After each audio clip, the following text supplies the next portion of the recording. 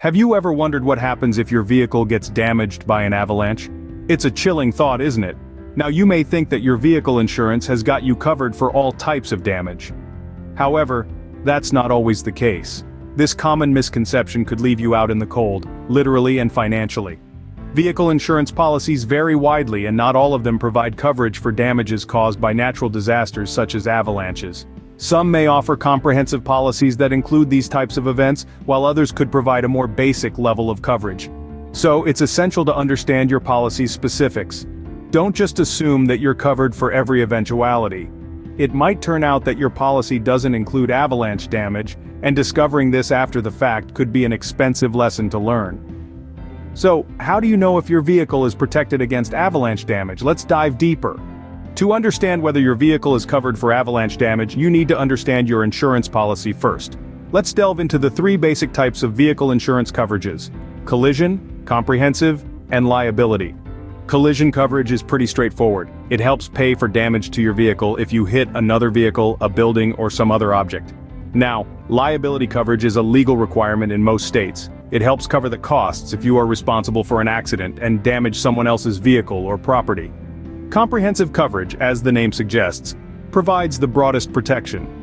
It covers damage to your car that's not a result of a collision. This includes things like theft, vandalism, fire, and yes, even damage from natural disasters like avalanches. So, if you have comprehensive coverage, you may just be covered for that avalanche damage. But before you breathe a sigh of relief, there's another thing you need to check in your policy. Knowing your policy covers avalanche damage is just the first step. Next, you need to understand your deductibles and limits. Let's break it down.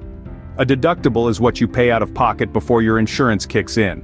So, if you have a $1,000 deductible and suffer $5,000 in damage, you'll pay the first $1,000, and your insurance will cover the remaining $4,000.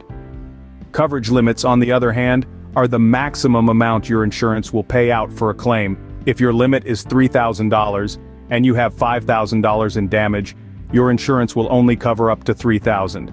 You'll be responsible for the remaining $2,000. So while it's great to know you're covered for avalanches, remember that a high deductible or a low coverage limit could still leave you with significant out-of-pocket expenses. Now you know your policy could cover avalanche damage and how much you're likely to pay, but what if your policy doesn't cover avalanches? If your current policy doesn't cover avalanche damage, don't panic. There are ways to get the coverage you need. The good news is you can always update your insurance policy.